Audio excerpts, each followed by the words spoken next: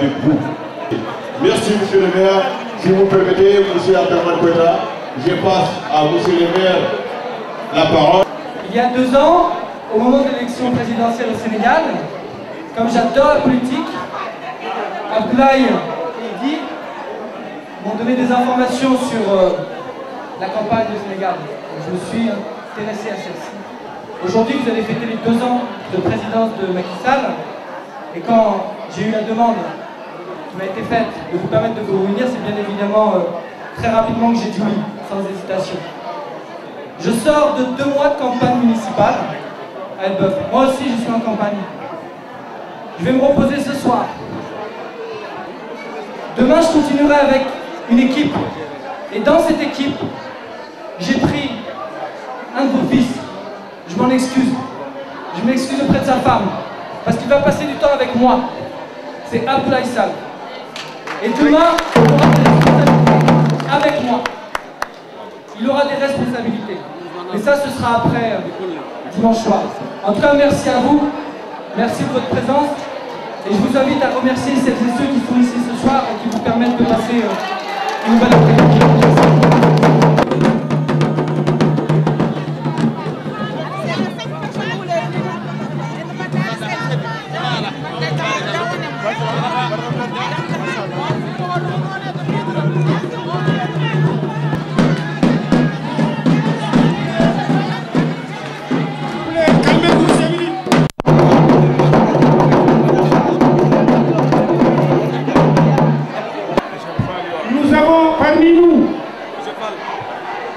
Parmi nous, monsieur le maire d'Elbeuf, de notre commune.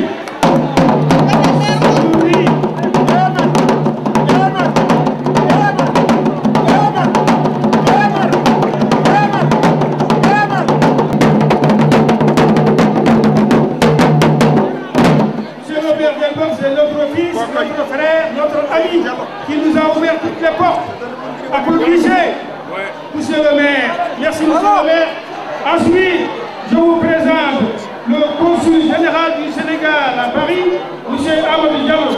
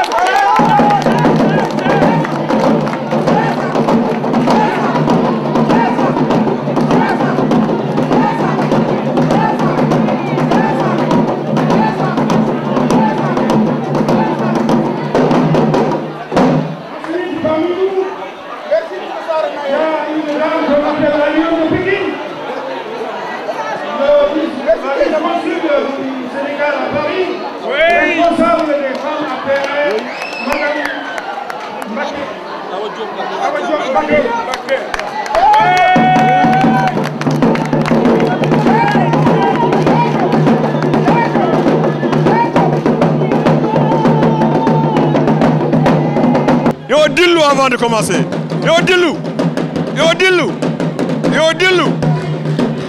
Ewa, ewa, ewa, ewa, ewa, ewa, ewa, ewa, ewa. Ewa, ewa, ewa, ewa, ewa, ewa, ewa. C'est une journée d'ambiance, c'est une fête. Ambiance, ambiance. Ewa, ewa. Fête, fête, fête.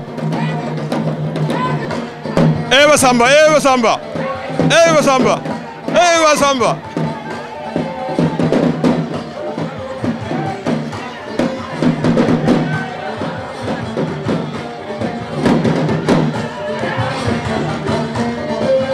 Ewa.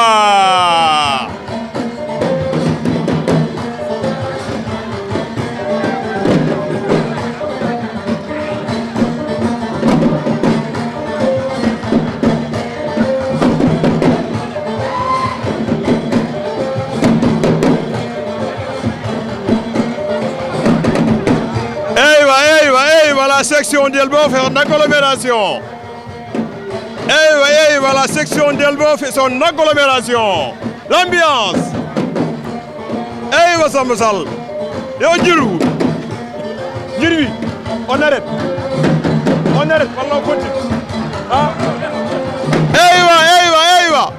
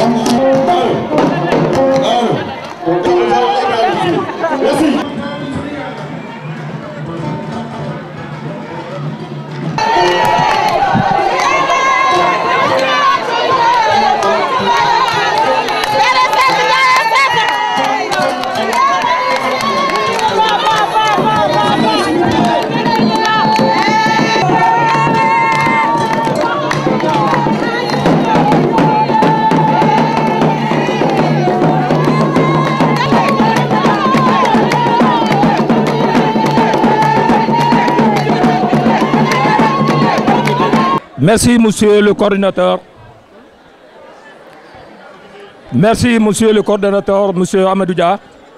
Mesdames, messieurs, les chefs de la délégation, honorables invités, par ma modeste voix, la section APR d'Elbeuf vous souhaite la bienvenue.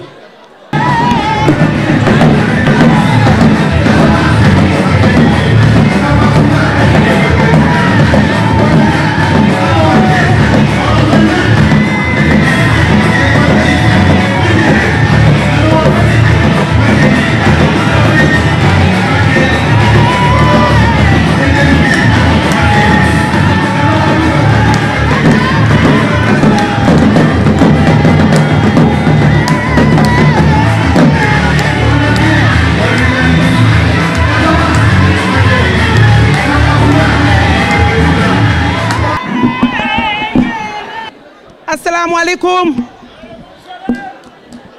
sama mbokk Haalpulaar yi duma jóg di ko wax duma jóg di ko tàyyi sama mbokk Haalpulaar yi man Astou Fall awma kenn ku dul Haalpulaar man Astou Fall Haalpulaar yi ñoo ma yar bi may dugg fii ci Elbeuf ñaar fukki at laa am tey maa ngi yore samay sët jur samay doom ba am ay sët man Macky Sall taxul may wax àdduna moo tax may wax Macky Sall dafa ñëw fekk ñu ñuy wax mu jëf lu baax ñuy waxaat mënuñu fay Macky Sall man Astou Fall bugguma place bugguma oto bugguma kër samay maam bàyyil nañ ma ko man surtout maam Cheikh Ibra Fall la tey biñ ma joxee caméra yi biñ ma joxe micro yi mën naa wax tey dinaa wax ñëpp dégg nañu raxas xol yi nañu gën a fóotaat xol yi nañu jàppoo ñu liggéey loolu la Macky Sall bëgg nañu liggéey man nag naa ay mbokk sama yaay nee na ma doo weet ndax bi nga ñëwee Elbeuf ba léegi kaset boo def dootuma jooy man ndax sama doom weetul alpulaar yi yéen a ma bëgg sama militant yi yéen a ma bëgg li ko dalee ci njaago li ko dalee ci alpulaar li ko dalee ci tukulóor yëpp ñoo ngi ñëw di liggéey topp sama ginnaaw munoon ngeen maa baare faqasal ma mais defu leen ko yal na leen Cheikh Oumar Foutiyou Faye yal na leen Cheikh Oumar Foutiyou Faye yal na leen Serigne Touba Faye yàlla na leen Muhammad sallallahu alayhi wa sallam Faye yéen jigéen ak góor ku nekk fii ci Elbeuf maa ngi koy ñaanal gudd fan ak wér ak sama mbokk yi jóge ci àll bi ñëw sama mbokk yi jóge fii ci àll bi ñëw fekk ñu fii ñu toog ñoom it faqasalu ñu benn yoon nañ leen ànd ñu liggéey Macky Sall nee na liggéey la soxla nañu liggéey liggéey bi nag wane wul rek nga ne da ngay ñëw xaalis laay xool wala oto laay xool wala kër buñ ma ko joxulee doo liggéey déedéet da ngay xool sa maam li mu la bàyyiloon nga xool sa ndey ak sa bàyyi liñ la bàyyiloon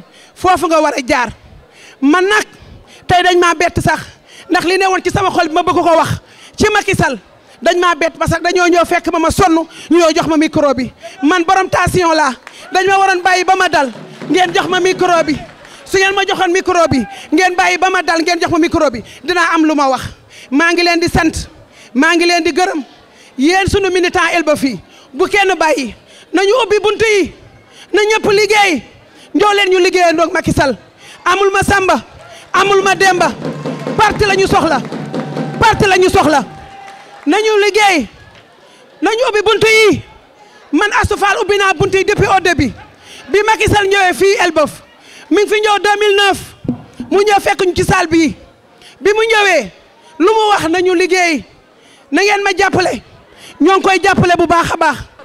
Alassane Ndiaye devait prendre la parole. Il est parmi les gens qui organisent. Il n'a rien préparé. Il s'excuse. Donc nous allons passer la parole à Madame Kadia Diop, qui adjoint au secrétaire des femmes et puis à la communication. Merci. Salam alaikum bandiraɓe. Goto fof salminama inde mum e yettode mum. Min Kadia Diop, adjoint responsable des femmes et communication.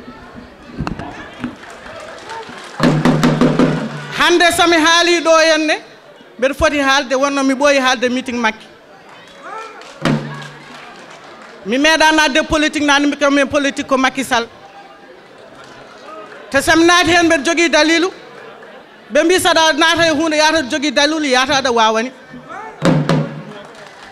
Onon wonɓe ɗo onon jooɗiɓe ɗo ɓe on wonno ɗon mbawani onon kadi on mbaɗi golle mon on jarama Allah jarama. Elbeuf naaɓe nde ɗo jonde wona hande fuɗɗi ɓe mbi normandi so Elbeuf ittama hen tekmat wonno kala ko moƴƴi nen ɗo henne kala ko waɗi barke nen ɗo henne on jarama Allah jarama jonde mon yiyama mi yooɗi.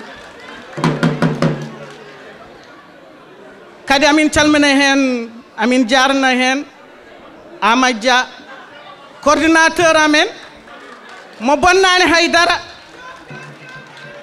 woni tan koye ñodde kala ko yina bona o rendinta o ñoota kadi ko ɗum woni coordinateur ɓe mbi sa woni coordinateur a yaajat jañña gona yummum funeɓe gajjoɗa kala ko ari kuufa walla mbiya cillo Samba Kor o ko gueɗe ɗiɗi fof cowima e makko ko ɓi mawnam bisimilla makko député bisimilla makko a ari ɗo to poɗɗa arde bandiraɓe ma tan goni ɗo annaga aɗa darini makki bisimilla ma bandiraɓe so ɗum yawti ko makki wino tan yimɓe tan gone reftade makki wino yiɗi tan ko yo yimɓe liggo yo yimɓe goppu haala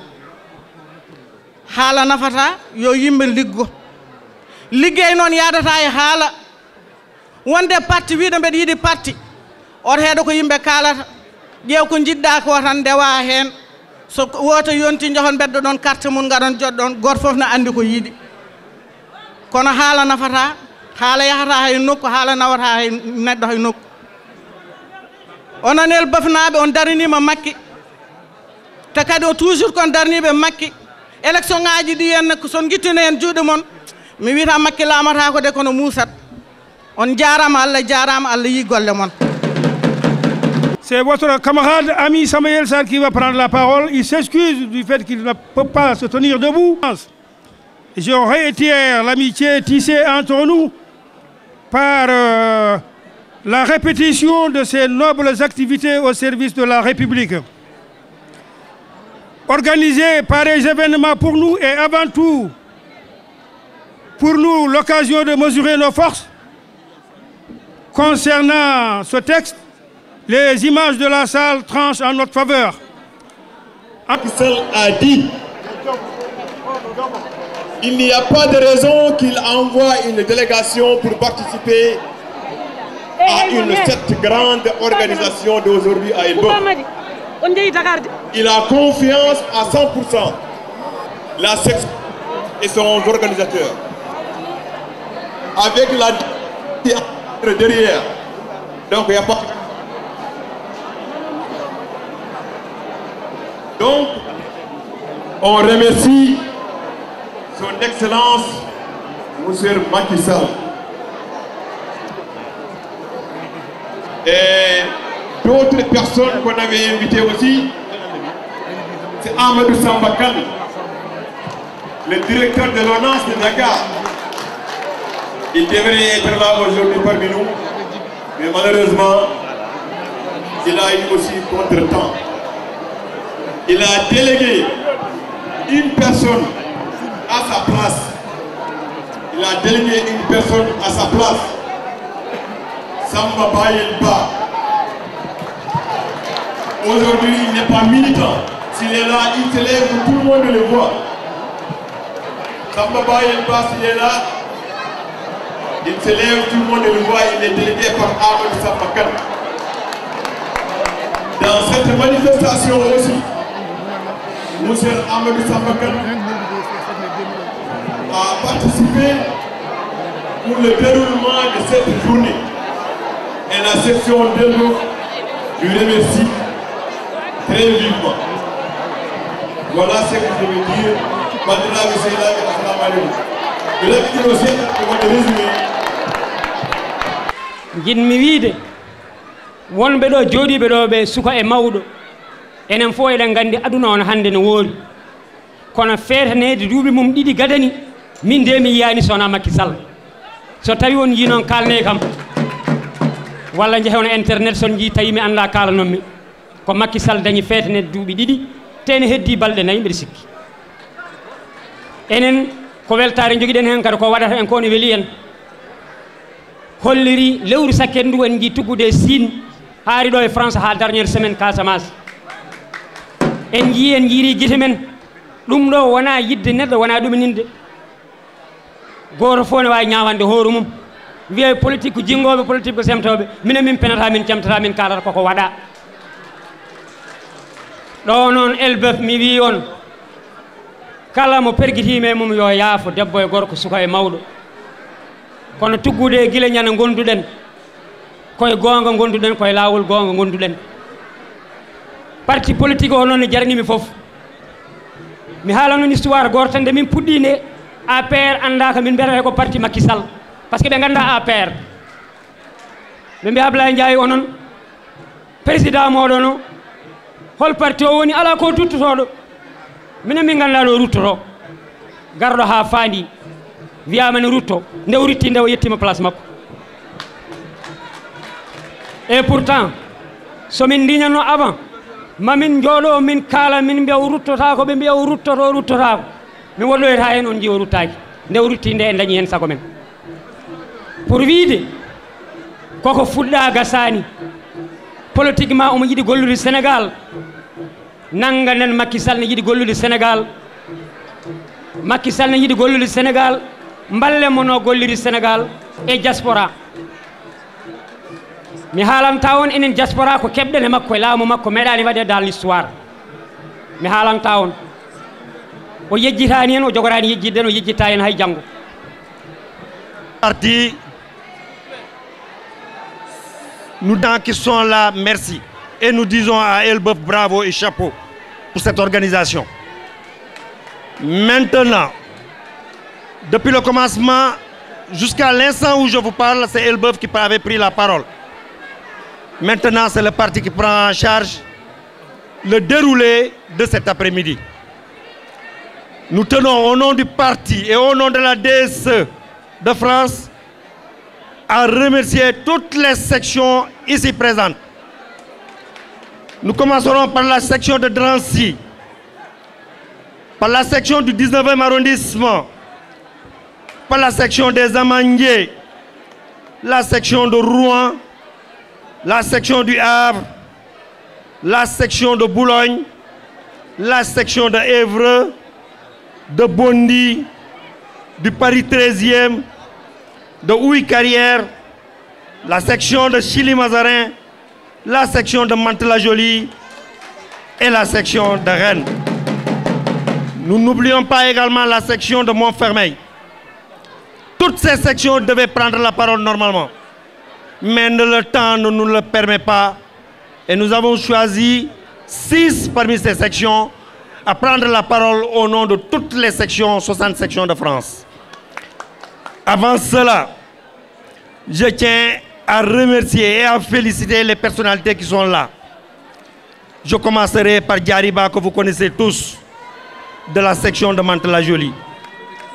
J'y associe notre député et sœur Thilossar qui vient du Sénégal. Sans oublier le consul général d'Abidjan, M. Abdou Karim Bass. Nous saluons ici notre frère et ami. Nous saluons le ministre, conseiller du président de la République, M. Malick Gaye, ici présent. Et bien évidemment, mes chers camarades, nous ne pouvons oublier la consul générale de Paris, Mme Awa Diop Mbaké.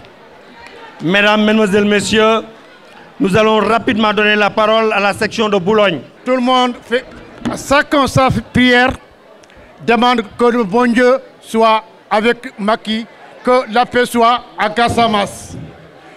Toute prière, chacun prie pour que la paix soit au Casamance. S'il y a la paix au Casamance, Macky, il va réussir, il a tout réussi. On vous remercie, je vous remercie et merci. Au niveau des sections, il y a une section de Macky. À la section Montfermeil, à la section Boulogne, à la section Albert, à la section Macky, il me faut que Macky Ndouadani. So yimɓe dañi hoɓɓe noon yo bismu ɗumen yimɓe ne ummi leydi e leydi ummaton jeeri mana consul abdoul karimu ɓas nanɗo jooɗi ummi ko ha abidja ene ari mana ene salmina on ene ƴeewa hoto jaaroton holko jiɗɗon wadde tawɗon keddiɗo gonɗon ɗo est ce que oɗon kedde Macky taw mi haalanamo oɗon kedde Macky. Coordination de l'Essonne, Babadem, vous avez la parole. Monsieur le ministre conseiller, Monsieur Malick Gaye, Excellence Madame Baké, vice-consul du Sénégal à Paris, Excellence Monsieur Abdoul Kadr Bass, consul général du Sénégal à Abidjan, Madame la conseillère, Madame Diariba, Conseil économique, social et environnemental, chers camarades, il me plaît aujourd'hui de prendre la parole ici à Elbeuf. Elbeuf qui est une section très dynamique. Elbeuf avec ses militants que je reconnais et que je rencontre partout où le parti nous appelle. De Paris, Grigny, Orly, Charles de Gaulle, Charonne, partout où je suis allé, j'ai rencontré ces visages qui me sont très familiers. Mais avant de revenir au sujet qui nous réunit, c'est-à-dire l'animation politique d'Elbeuf, vous me permettrez de présenter la délégation qui m'accompagne. Tout à l'heure, en me donnant la parole, on a appelé la section de Chili-Mazarin. En effet, je suis le coordonnateur de cette section, mais il se trouve aussi que je suis le coordonnateur de l'unique coordination de la paix en France, la coordination de l'Essonne. Et je suis accompagné par des camarades, M. Amé Diako, je suis accompagné par le camarade Babacar Diouf qui est à l'UNESCO. Je suis aussi accompagné par le camarade Latir Diouf qui est le vice-coordonnateur de la CCR. Et je suis aussi accompagné par M. Amadouba qui est le vice-coordonnateur de la section de Rennes.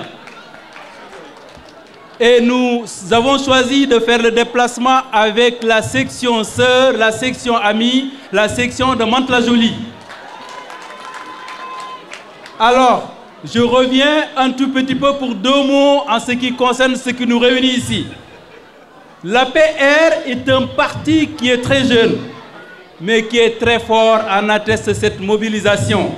Chers camarades, tout d'abord, c'est de remercier la section sœur d'Elbeuf qui nous a fait l'honneur justement en nous invitant à partager avec eux donc, cette animation politique. Je salue au passage tous les responsables. Donc vu que le temps nous est pas, enfin le temps qui nous est imparti est très peu, donc vous allez me permettre donc de faire l'économie de saluer l'ensemble des structures présentes ici à Elbeuf. Donc chers camarades de l'APR, de la coordination jusqu'au président de section, jusqu'au responsable de section, je vous salue au nom de la section d'Évreux. Avant de commencer, je voulais d'abord présenter la délégation avec laquelle donc, nous nous sommes déplacés. Je suis venu avec Madame Mignel Gueye, qui est la responsable des femmes de l'APR Évreux, le responsable des jeunes, M. Bokar Gueye, donc, qui est aussi au fond de la salle. Avant de commencer mon discours, je voulais d'abord rendre à César ce qui est à César. Les personnes qui nous ont invités ici aujourd'hui, les camarades qui nous ont fait l'honneur, n'est-ce pas? Aujourd'hui, je veux parler de M. Amadouja et de M. Gueye Idi, sont de véritables responsables. Mon camarade qui m'a précédé tout à l'heure l'a dit. Ils sont partout, ils sont mobilisés et aujourd'hui c'est ce que le parti a besoin. Le président Macky a posé les jalons d'un Sénégal émergent. Maintenant c'est à nous, responsables de section, à nous, militants de l'APR, de faire véhiculer, de faire vulgariser justement les actions que le président pose. Aujourd'hui, Elbeuf réalise un coup de maître et c'est comme ça que doit vivre un parti. Un parti ne doit pas rester endormi sur ses lauriers. Et il appartient à toutes les sections, les 68 sections que dont l'APR compte en France, de réaliser ce genre de manifestation parce que ça fait vivre le parti. Il appartient aussi aux autres sections de se parler, de communiquer, parce que comme l'ont dit certains, 2017 se prépare maintenant. Et préparer 2017, c'est réaliser ce que nous avons promis aux Sénégalais. Et là, je parle sous le contrôle de nos amis du consulat. Madame Aomake, Dambassou Tchobodia, rien qu'aujourd'hui, un Sénégalais, s'il a envie de faire un passeport, il ne galère plus. Parce que tout simplement, le président Macky Sall a mis les moyens appropriés pour que nous puissions réaliser ça. Deuxième chose, les cartes d'identité nationales, aujourd'hui on peut les faire sur place au consulat. C'est une revendication ancienne des immigrés et que le président a réalisé. En même temps, je suis en fait le coordinateur adjoint de la section de Rennes.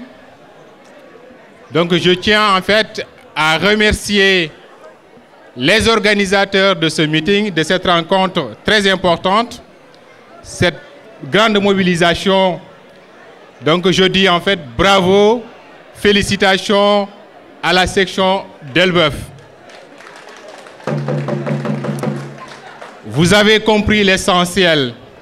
L'essentiel, c'est la mobilisation. L'essentiel, c'est d'être ensemble, accompagner notre camarade président de l'APR, M. Macky Sall.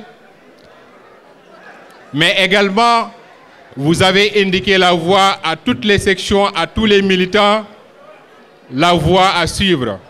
Je vais juste rappeler l'événement qu'on magnifie aujourd'hui, parce que j'ai eu la chance, comme beaucoup d'entre vous, d'avoir directement participé à cette fameuse journée ici à Paris, au Dock de Paris précisément, Et je voudrais, avant d'aller plus loin, rappeler toutes les émotions qu'on a partagées ce jour-là.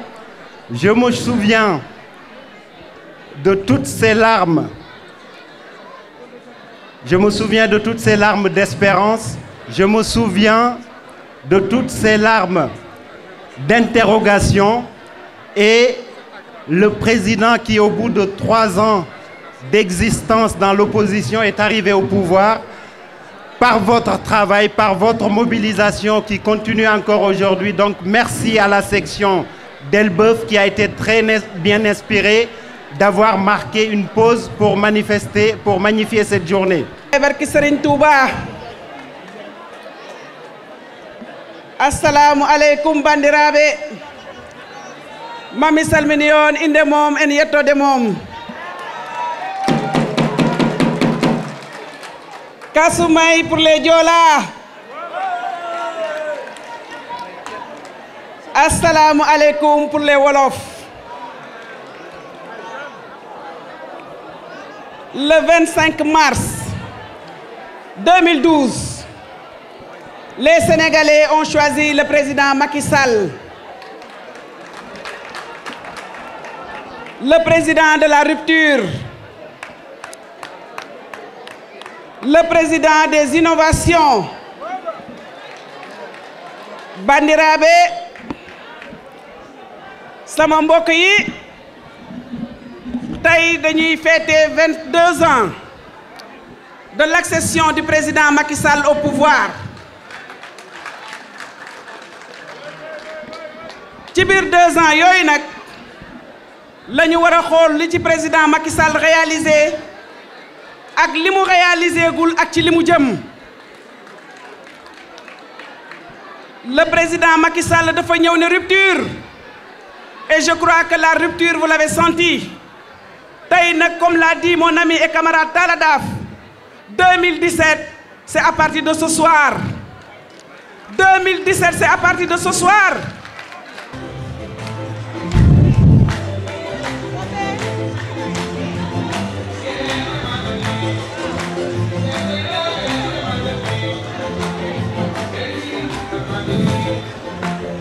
Merci. Allô. Allô. Allô.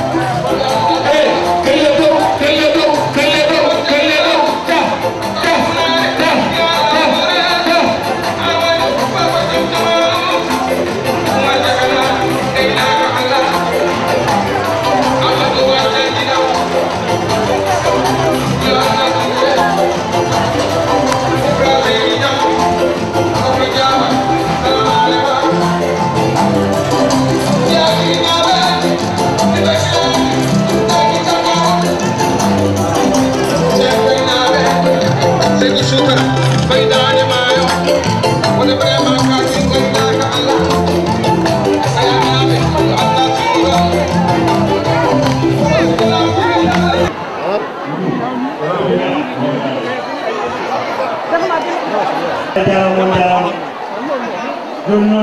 salamu aleykum so yimɓe ne kaalda yo nandir sa hooti sa wiyama koɓe kaali taw aɗa ɓawi haalde kono on e haala sa hooti sa wiyama holkoɓe kaali mbiyata komi nanani ƴeewano en ko kisal en dañi kisal inde Macky Sall firti ko kisal kisal ma kisalam kisal mon kisal meɗen fof woni Macky Sall mboɗo yetta Allah mboɗo yetta consul général gonɗo ɗo e Paris o jaɓɓimami kanko e Demba Sow ɓe teddini kam e madame Mbacké ala fof koɓe mbaɗnanimi son jii hannde noon mi jooɗima ɗo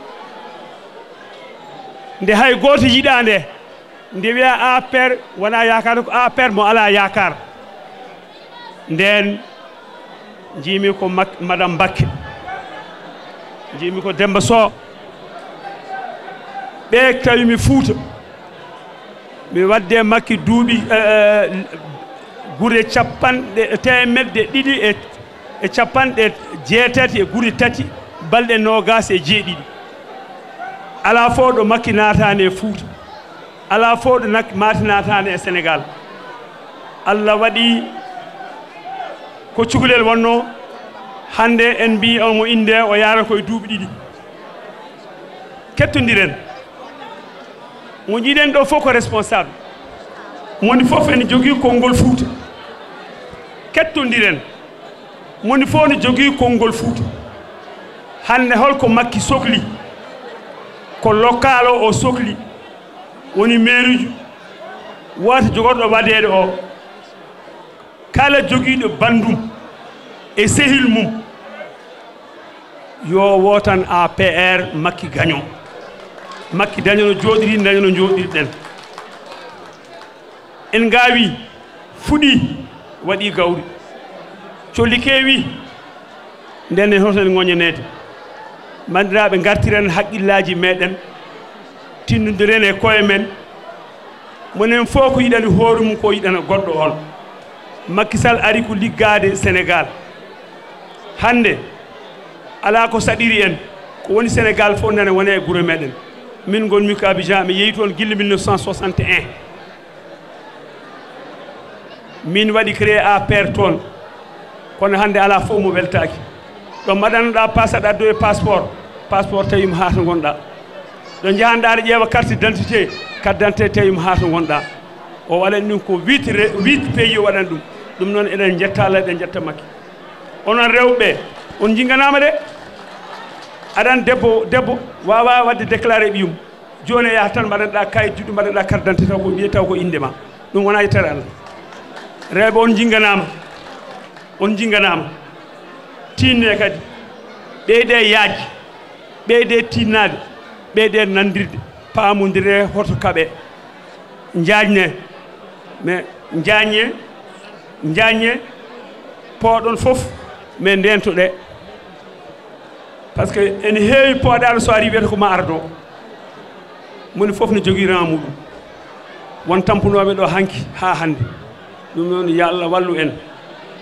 ha ko faya ɗo ko beele Allah newnani en Macky daña o 100% taw ko mairie ji ɗi comité rural taw ko fof ko Macky dañi ɗum noon tinnodiren e koye men sama mbokk wolof yi maa ngi leen di nuyu yéer ñëpp ku nekk turam ak santam bu ngeen gisee ma toog fii tey ngir yàlla ak consul général bu fi nekk mooy Amadou Diallo depuis bi ma ñëwee ba léegi mu ngeen toppatoo moom ak Demba Sow bi nga xam ne xam naa ko depuis 2009 amul li ma deful ak moom madame Mbacké nag waxuma dara parce que madame Mbacké fu Macky demoon en 2009 ànd nañu foofu kon nag maa ngi leen di sant yéen ñëpp di leen gërëm di leen wax na ngeen yaatal xol yi nekk benn APR kenn mënu ko xaaj APR bu ngeen xamee lu mu tekki buñ ko sosee kenn bugg ko woon léegi nag ko ñëpp bugg na koo ne nii damay dem APR yaatal leen mais xamal leen nan ngeen di yaatalee xam nga koo woo def lay moo lay jiit c'est pas possible na ngeen góorgóorlu local yi nañu am 100% local bu soobee yàlla ak yonent ji lu ngi jafe woon am ngeen ko boo demee fii léegi ñu jox la passeport boo demee ñu jox la extrait de naissance boo joxee ñu jox la carte d'identité loolu la Macky mu def na ko mu ngi dimbale jigéen ñi ñun góor ñi dimbaluñu mais yéen jigéen ñi yéen la dimbale parce que jox leen ay xaalis yu bare kon nag na ngeen góorgóorlu dimbalante buggante jàmm bu leen xiiroo bu leen ŋaayoo ñu ngi xaar local yi maa ngi gërëm waa Elbeuf yëpp di leen sant ak ñu fi nekk ñëpp parce que bi ma fi ñëwee dañu ma bëkkar madame Fall ceeb bu neex lañ fa lekk maa ngi koy gërëm di ko sant di gërëm waa Elbeuf yëpp di leen wax bismillah bu ngeen ñëwee Abidjan sama buntu dafa ubbeeku musul tëju ku bëgg Macky Sall bëgg naa ko mais am na benn jigéen bu jàmbaar bu fi nekk mooy Thilo Sarr Thilo nag du xaritu Macky Thilo boo ubbee bintu biiram Macky nga fay fekk kon nag Macky jaral na ko lépp parce que Thilo fekk na ma Abidjan di sant nañu xamante nañu kon nag maa ngi leen di dénk seen consul maa ngi leen di denc yéen ñëpp seen bopp yal nañu yàlla dimbale may ñu ndam may Macky Sall ba 10 ans yi jeex ci barke Rasoul sallallahu alayhi wa sallam ngeen baal max yàlla nañu yàlla boole baal yàlla nañu yàlla muccal ci barke Rasoul sallallahu alayhi wa sallam merci.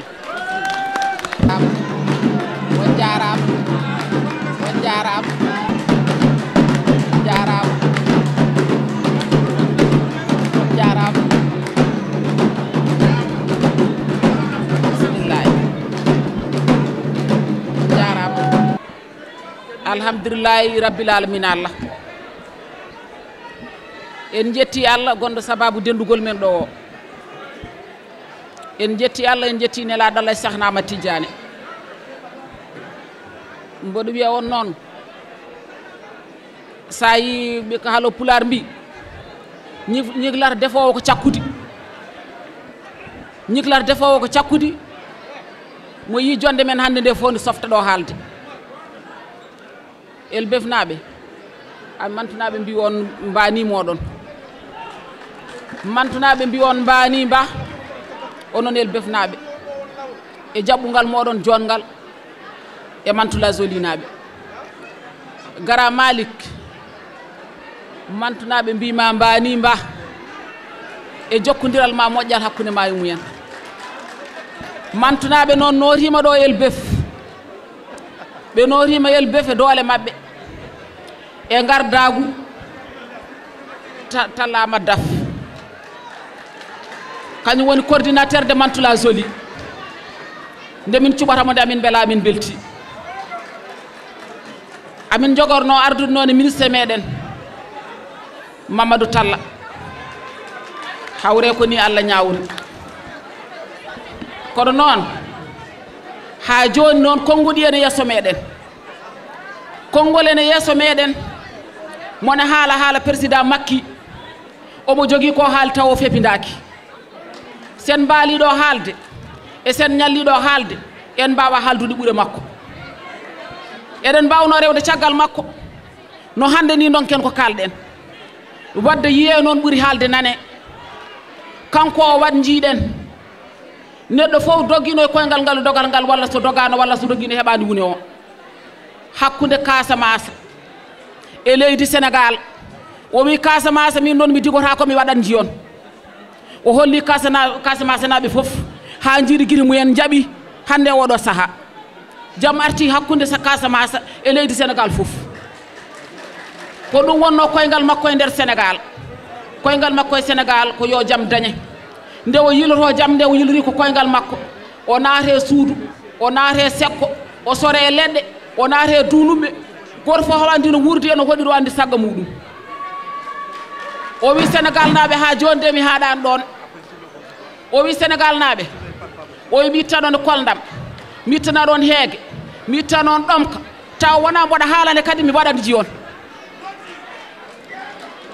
o wi bawɗo wallirte ko ha ɓeydo wawde hakkude jibinde e diwnude ko yolde woni ɗon sakkude jibinde e diwnude ko tampere woni ɗon o wi hakkude jibinde e diwnude ɓiɗɗo jibinaɗo gila ñande jibina ha daña duuɓi joyi ɗon yo Allah lomtin hakkude doole kaddol ne hewno ɗon e Sénégal o wi wawa haddude gaynude de maayde o wi kono noon mami safra noon ɓe haɓe dañca koye mabɓe goto fof ne andi ñawɗo mawɗo so mawni hewani jogade cellal o wi mawɗo fof mami safru ɗum ha certa e raf mbiyatɗa ka gayni a maayi kono a wiyetake ko ñawnawma o wi Sénégal mami itta noon miskino Allah ƴettude fandu muɗum ene wiya burore en mami waɗande bourse de famille miskino Allah mi rokkuma ko ñamɗa taw koye suudu ma joɗɗa wiyani burore en o wi kangaɗo dariɗo e bedda kangaɗo dariɗo e bedda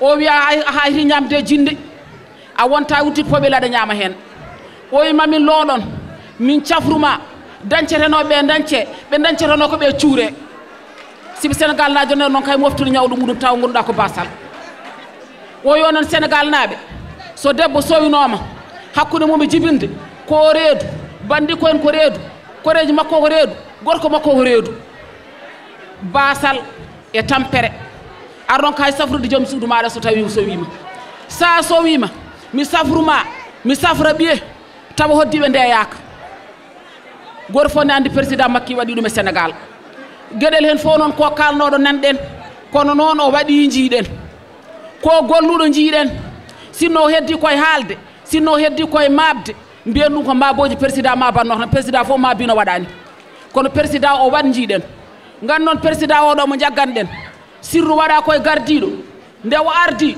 gandirta ɗum ko conseil général de Paris ma gandannoɗa neɗɗo nde pewnanɗa kayitaji maɗa hande sa addi gonga fewnante kayitaji maɗa tawa tampani alora ka lebtaki ɗum ko conseil de Paris nde tawno noon sirru waɗa koye gardiɗo o wi on Sénégal naɓe mami wattu Sénégal no Dubaï ni tawa Sénégal o wiyete ko seedu Macky Sall baalo hade makko immade ɗon ma o ittu koldam o itta heege o itta ɗomka o itta tampere o itta yaware ko weeli yimɓe e laamu Macky ko ganduɗon nde wona min wawma mboɗo fiima wona min wawma mboɗo hefta kake ma ala ko lawol woni hande e Sénégal hay sinno hande so ɓotel folata ene andi leydi ndi ko laamadi so gayel folata e galle mum ene andi leydi ndi ko laamadi wona min tawi mboɗo fiima min tawi mboɗo hefta kake ma jiyoton ɗum ko lamɓe nana ñaawe hay goto meeɗa yiɗɗum e Sénégal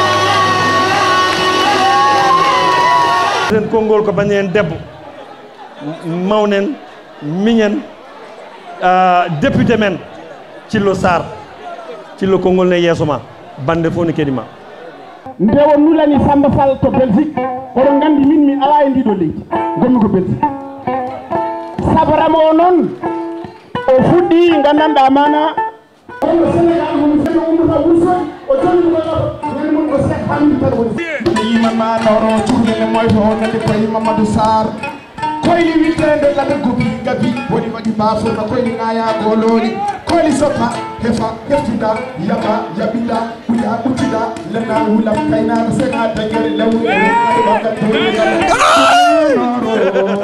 kurema joɗo yet Seydi Sarr Allah jarama jarama kala kadi Sarr Seydi Gueye mboɗo andi noon aɗa yiɗimi sa yiɗi kam yiɗi Gueye ko goto sabu mama Kadija muyɗinɗo mo o woni yaasi kam Dondou kanko namdimi Dondou 1985 ñande Dondou ɗimmini ƴella leetere ko ndinaɗi hawre Samba Yal Gaye no wummi tay jimme Dioro sara bureau maji lappo duuɓe lawol tantaji gara gay taga lewdu a jarama merci subalɓe ndille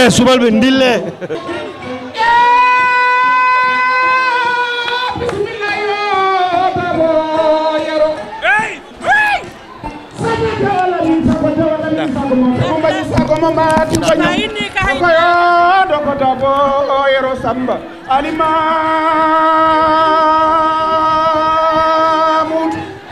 ɗon mbiɗa yimana ɓe noro cuklene koyli witternatu koyli gubima koyli kadi gabima waɗi waɗima funa koyli ngaya bololi koyli soppama koyli hefama yeftidama yaɓama yabidama ɓuƴama ɓuccindama lelama wulam gaynako segama tengere dowde gaña ɓagal goɗi e nalla idine noro kurema few jama jama jami Boubou Sarr yoddede cukalene moyto nandi koye Mamadou Sarr ɗo ngal waɗi cubbi ngal waɗi lay ngal waɗi ɓitti conet awñek kankude patere nguran dana jeyinde mawɗu jeyi manore jumgal men laardu way ngu yoɓo dambi jamde nafima garaji kaw jabani tumani mbimomi Kawsar so noro aɗa e sendede hulde ko gueɗal jeyɓe gati ko gueɗal jeyɓe ɗemde ko gueɗal jeyɓe tete kone jombago biwole wuttoɓe dande e gongal gueɗal tenkoɓe lacci gueɗal jaltaɓe kale ko yedde e nguyo sama minaneji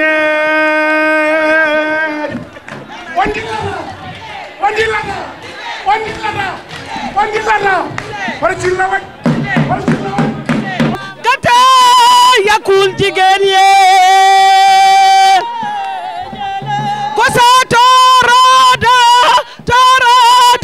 ngenar ye wana diye giraya jaja uminande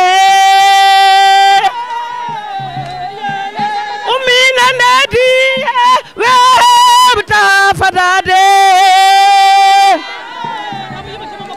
mede himalam dam kata yakul jigéen ye ko te dawiyata linguje nay moye mede himalam dam dum wadi nafore wana madam Bakke jaja rabe on jarama allo assalamu alaikum bandiraɓe onon fof mi salmini on goto fof inde mum e yettode mum parti o noon deke ɗanaki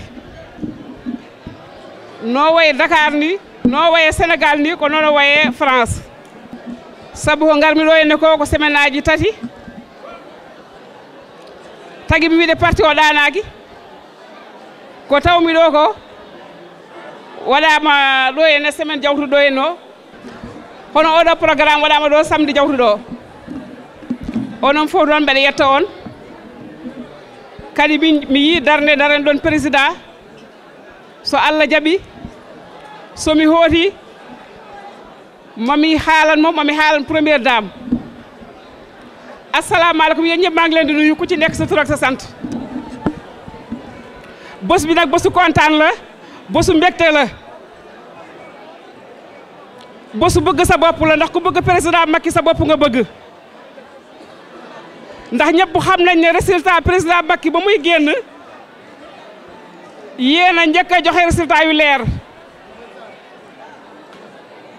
kon su ma ñëwee fii fekk ngeen di def lu mel nii ñun kontaan dong la ñuy mën a def man nag wax ji du mën a gudd ndax li ma doon wax yëpp mel na ni sama mbokk yi wax nañ ko xam naa li ci ëpp ngërëm lay doon maa ngi nuyu nag ki nga xam ne tey moo waral ma ñëw fi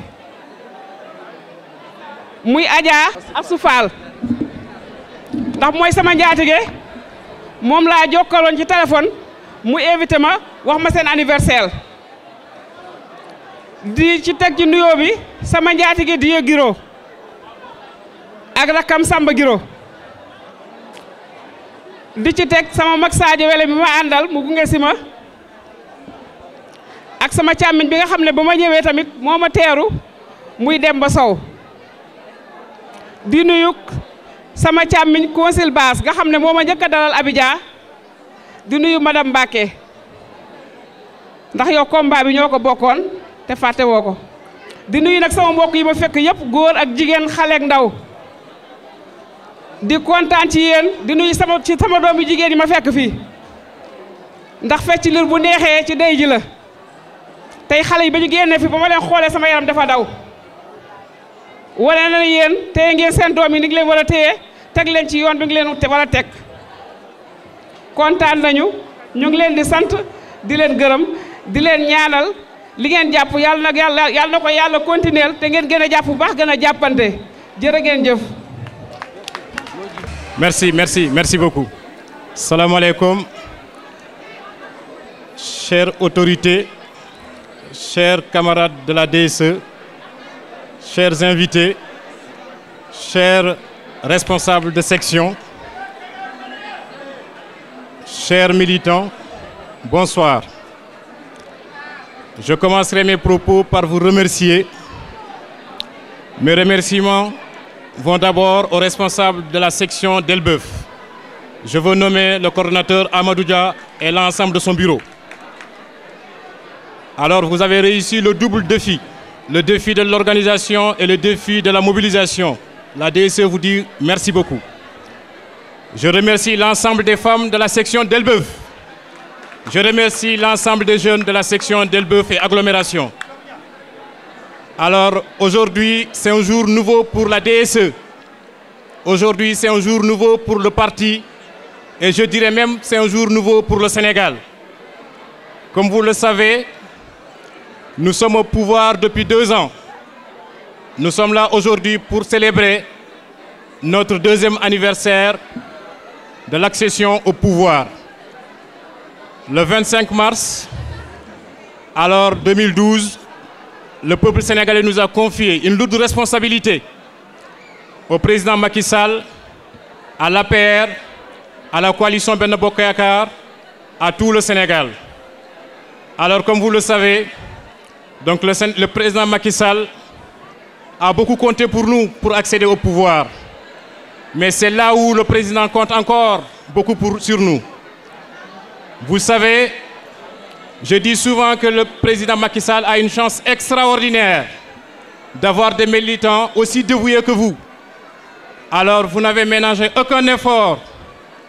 Alors, vous vous êtes donné corps et âme pour que ce parti existe. Vous avez dépensé vos sous, vous avez laissé vos maris, vous avez laissé vos épouses. Il y en a qui ont perdu leur boulot, il y en a qui ont perdu leur argent, il y en a qui ont dépensé leur temps, il y en a qui ont divorcé. Tout ça, c'est pour que le parti existe. Nous sommes arrivés au pouvoir. Il y en a peut-être qui vont dire que la mission est terminée. Moi, je dirais que la mission vient de commencer. Alors, ça fait 2 ans que nous travaillons. Nous ne pouvons pas parler de bilan. Nous attendons 2017 pour parler de bilan. Le peuple sénégalais nous a confié un mandat. Alors, nous sommes à 2 ans de ce mandat. Nous pouvons vous rappeler un certain nombre de faits, en commençant par le fait de régler le problème des inondations au niveau du Sénégal. Nous pouvons parler également de l'acte 3 de la décentralisation. Nous pouvons parler également du programme du FAISE. Donc il y a certains camarades qui ont pris la parole. Alors le président a fait le FES pour vous les femmes. Le président a fait également, alors comme vous le savez, il y a un mois, le président est venu pour parler du plan Sénégal émergent. Le président a une ambition pour le Sénégal. Nous avons une chance extraordinaire d'avoir un président Macky Sall à la tête de l'État. Alors s'il vous plaît, donc nous avons le devoir de le soutenir. Nous avons pris l'engagement devant tous les militants en soutenant le président pour dire qu'on va changer les conditions de vie des Sénégalais. Nous devons répondre à la demande sociale, nous devons répondre aux problèmes des Sénégalais. Nous avons vu également à travers la baisse du prix des loyers, donc ce qui est un acte fort. Je pense que nous devons saluer le courage du président Macky Sall. Il a posé plusieurs actes. Ces actes sont à saluer. Alors au jour d'aujourd'hui, le président compte beaucoup sur nous. De grâce, comme je l'ai dit, nous n'avons pas le devoir de l'abandonner. Nous avons pris l'engagement de l'accompagner. Alors nous vous demandons de continuer à travailler. Il nous demande deux choses. Il nous demande de travailler pour la massification du parti, parce qu'un président au pouvoir ne peut compter que sur son parti. Merci encore à Elbeuf. Alors je ne devrais pas parler théoriquement, puisque Abdrahmane a pris la parole et après Dembasso prendra la parole pour rentrer plus en détail. Je me permets tout juste de vous rappeler que si il y avait des gens qui pensaient qu'il n'existait pas une DSE, si il y avait des gens qui se disaient que les rescapés de la DSE ne s'en remettraient pas après le départ de notre honorable député Samba Koïta, si il y avait parmi vous ou parmi le peuple sénégalais des gens qui avaient pronostiqué une mort imminente de la paix en France, en voici la démonstration par la journée d'aujourd'hui. Vous vous êtes bien mobilisés, vous avez montré que la paix est unie. La DSE a toujours été une et une seule. Bien entendu, comme l'a dit Abdrahmane, dans un parti au pouvoir, c'est bien normal qu'il y ait des difficultés de temps en temps. D'autant plus que le président a tenu ses promesses. Une grande majorité donc, de la France a été récompensée par des postes. Je ne peux pas vous les citer, vous les connaissez. Mais il a mis en avant la diaspora, en particulier la France. Donc le reste de la diaspora, de la DSE s'est réuni collégialement pour diriger. Et jusqu'à aujourd'hui, elle continue de le faire de main de maître. Je salue personnellement M. Malick Gaye, sans qui on ne serait pas aujourd'hui. Il y a quelques 3 ans en arrière, quand le président de la République créait ce mouvement-là, et quand vous creusiez vos poches pour aider le président à surseoir son parti, Malick, dans l'ombre, faisait un énorme travail. Et grâce à Dieu et grâce à lui, cet axe aujourd'hui-là à 13, si elle a une aussi grande valeur au sein du parti, on lui doit à Malick Gaye, rendez-lui hommage et applaudissez-lui.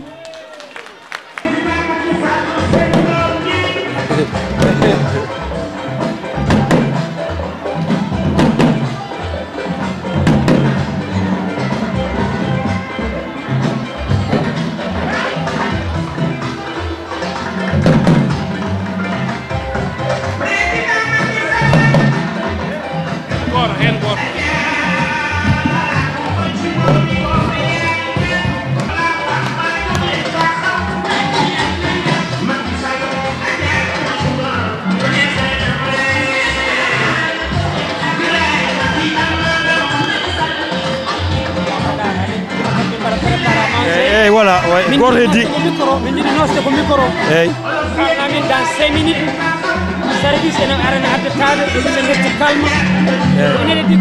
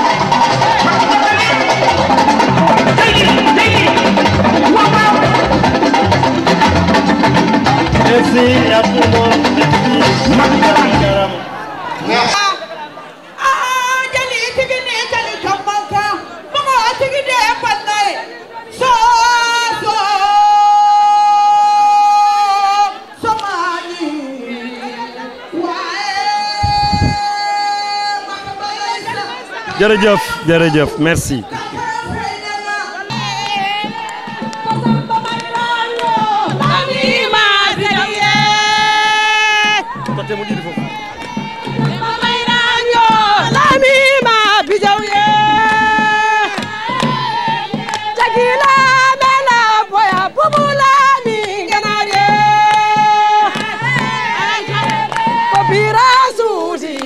Farba Jolie Osuti wadi farba nganare Azaroma dani sarere Minyari ani honoma honamta mayati konoma honamta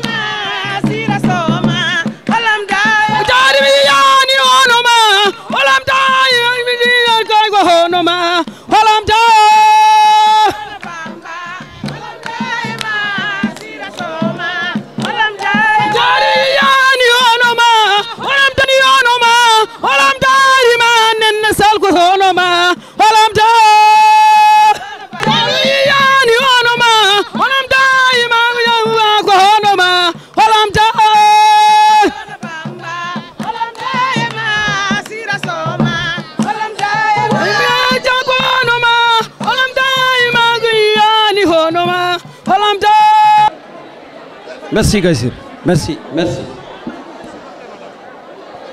Bandiraɓe assalamu aleykum. Nde caggal yettude Allah en lelaɗo Allah sallallahu alaihi wasallam, caggal yettude jinnaɓe meɗen, caggal yettude wonɓe sababu ndeɗo jonde ɓe hono bandiraɓe musidɓe elbefnaɓe ɓe, ndeɓe noddi DSE ɓe mbi eɓe jiiɗi wadde 2 ans anniversaire grangal Macky Sall au pouvoir, min mbiɓe wona goo e moɗon. Elbeuf so noddi notete par ce que min gandi Elbeuf, emin gandi darde Elbeuf, emin gandi yontede Elbeufnaɓe, emin gandi gendiyangal ngaɓe e Elbeufnaɓe, wona hande fuɗɗi. Donc ko mbatten ɗo ko président de la république no andi ɗum, gouvernement o no andi ɗum, assemblée nationale no andi ɗum, conseil économique social et environnemental no andi ɗum, syndicat ji no gandi ɗum, société civile no andi ɗum, patronat no andi ɗum. Oɗon gandi ko waɗi ɓe andude ɗum hande kala kene dilla e politique Sénégal ko alliance pour la république du Sénégal dillinta ɗum. Donc elbefnaɓe dillini kila dillina Sénégal, on dañi ndam, on gañima, min beltima comme no wonirno ni, wona hande wona goo wona ɗiɗi wona tati, emin ganduno tan ko ni wawanno wadde. Min beltanima on, kono noon no mbaɗon yontede yodde hewde ni oɗon mankini jirwinde nde. Il faut jirwi noon ha ɓura ɗo henna, kelle ɗe e poɓɓude nde yo ɓurat ɗo henna. mi haalni ɗum Ama Dia, mi haalni ɗum Idi Gueye, mi haalni ɗum Ablaye Ndiaye, mi haalni ɗum Etienne Diatta. Mais aussi mboɗo andi ko waɗi noon fuurankoɓe kadi jiiɗa feññikinade e gamri en e parcaciaji en, emin paami ɗum quoi. Kono wonmo situation arata, il faut mbaɗon ɗum no yaada e ambiance he. Mais Samba Sabaren mbaɗi remplacé ko donkuɗon wadde ko, emin paamani on ɗum quoi.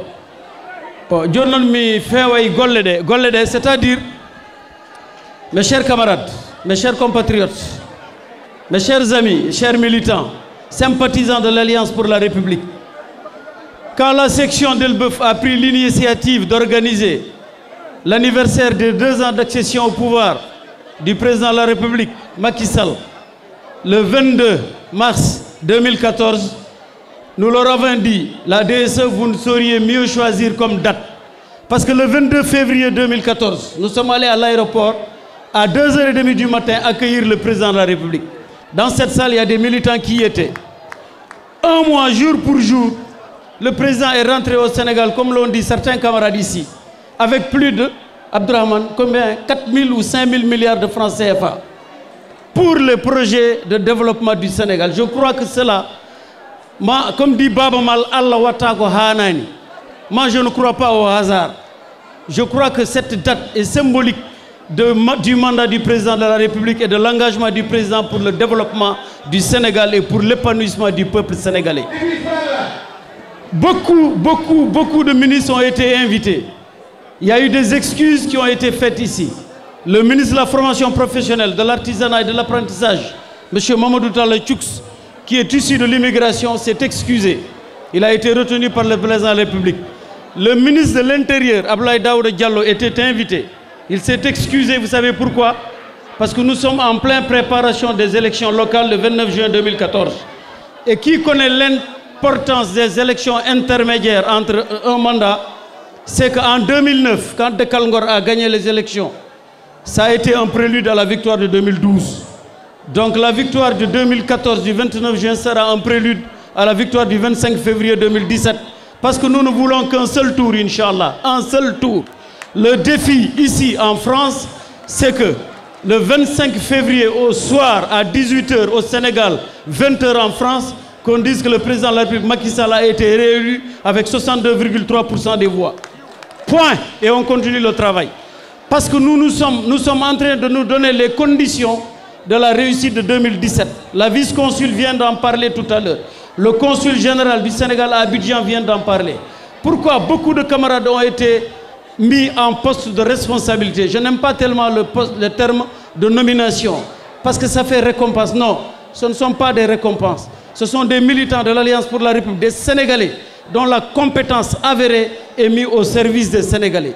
Au consulat général du Sénégal à Paris, où nous avons la chance d'avoir un consul issu de l'immigration, son Excellence Amadou Diallo, la vice-consul ministre de l'immigration, plus de 7 ou 8 personnes issues de l'immigration. Mais qui mieux que nous connaît nos problèmes pour les résoudre? Aujourd'hui, le Sénégal est le seul pays au monde où on peut avoir un passeport en une journée. Le seul pays au monde en une journée. Mes chers camarades, mes chers compatriotes, mais nous ne sommes pas dans le verbiage et dans la logorée. Nous sommes dans les faits. Aujourd'hui, les cartes nationales d'identité sénégalaises, beaucoup de nos parents ici, depuis 12 ans, 14 ans, 15 ans, ne peuvent pas rentrer au Sénégal. Ils sont en voie d'être régularisés. On leur demande un passeport en cours de validité. Pour avoir le passeport en cours de validité, il faut avoir les petites cartes numérisées grâce auxquelles nous avons élu le président de la République. Une commission est au consulat, au 22 rue Hamelin, pour faire des cartes d'identité. Maintenant, vous pouvez les avoir ici en France. Il n'y a pas besoin d'aller à Kaskas, à Djoudé Diabé, à Touba, ou à Fongolemi, ou à Sindjou-Diamdioro. On les fait ici à Paris. C'est le travail d'un engagement militant et de la victoire du président de la République. Je peux parler ici jusqu'à l'aube de ce que nous sommes en train de faire. Le plan pour un Sénégal émergent. Les routes seront développées, les villages enclavés. Moi qui vous parle, Mme Baki vient de le dire. Le président s'est battu entre Woki et Kaskas pendant 4 heures en 2009. Parce qu'il n'y a pas d'électricité, il n'y a pas de route. Les traces des charrettes se confondent avec les traces des voitures. Ils ont avalé la poussière jusqu'à 7 h du matin. D'ici 5 ans, Djoudé Diabé sera désenclavé. Il y aura une piste goudronnable, il y aura de l'électricité. Ce n'est pas du travail, cela.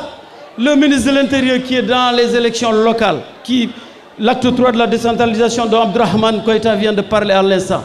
Mais c'est la démocratie participative établie au niveau de toutes les régions, les communes et les départements du Sénégal. C'est à saluer. Mes chers camarades d'Elbeuf, on ganda ko mbaddon do ko no way wadde important.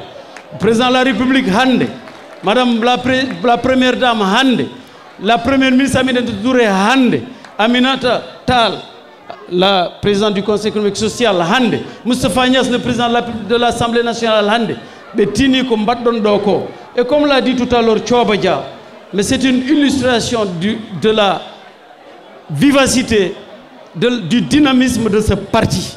Aujourd'hui, mais kalam dum koy pular bandirab men nando ko candidat pour élection ngaji jango batteedi dodi, parce que normalement lawol na hadi haalde dum sehil meden bandi men nando Amadou Talla daf ko hen jeya ko hoorejo to kombaye ñaagono den mo Allah yo Allah hokkuma sago makko e dum don, parce que so dañi ko enen dañi, so woni ko enen ngoni dum don kadi ko fayidagal danniyankoɓe wonde leydi ha kada wawa wonde hen candidat aɗa walla tubakoɓe allah walla ɓaleɓe aɗa walla miskineɓe mais ɗum ɗon bandiraɓe ko yettude allah jetten hen allah jetten ɓe hen jagonɗen ɓe hen.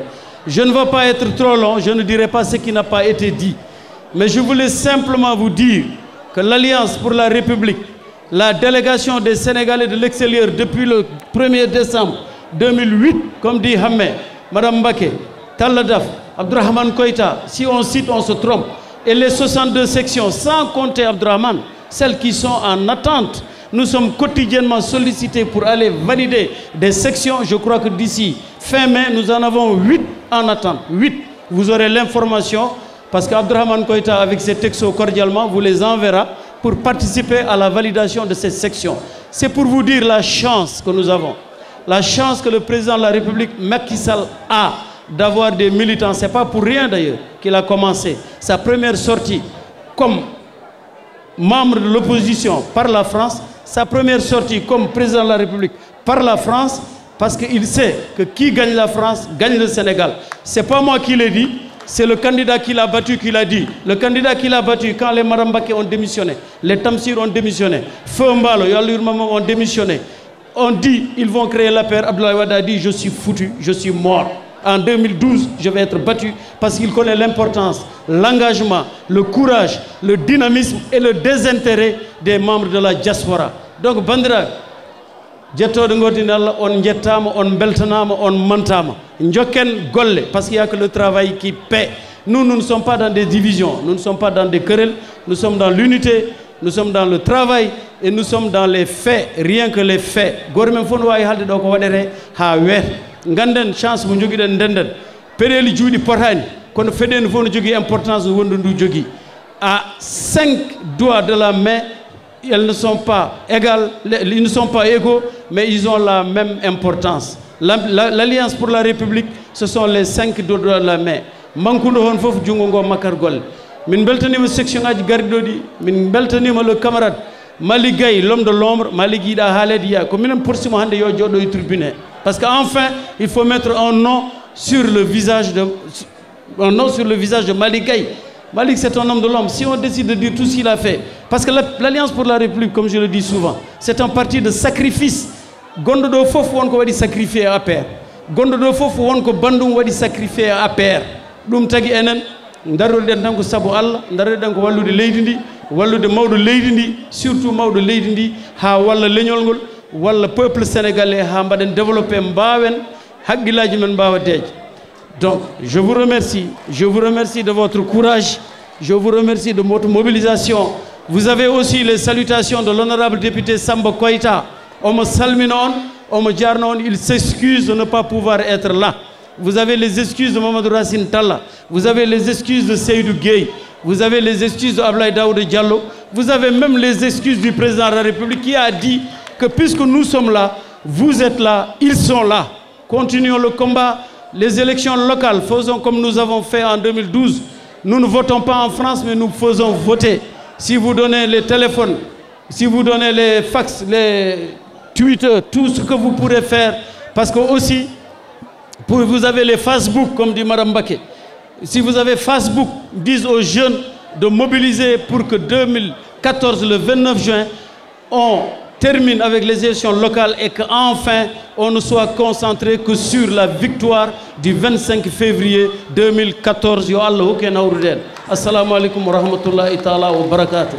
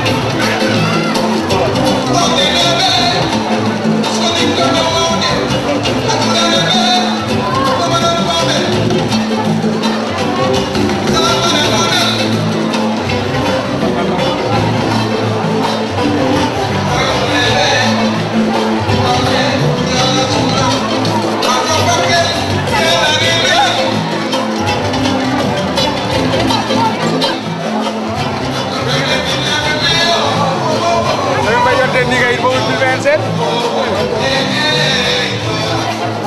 Non, c'est bon pour moi.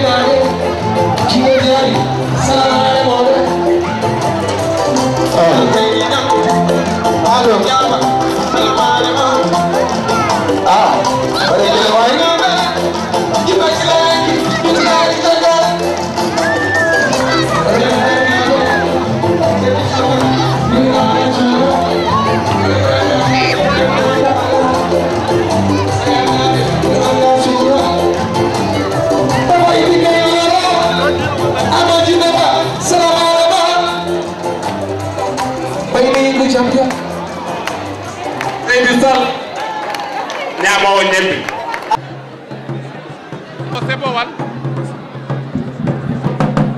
Je me remercie bien pour le travail de faire. Les filles, vous avez bien travaillé, vous avez été exemplaires et vous êtes toutes belles. Alhamdulillah. Attendez, il y a le repas du soir, et les dames, tout le monde va grailler.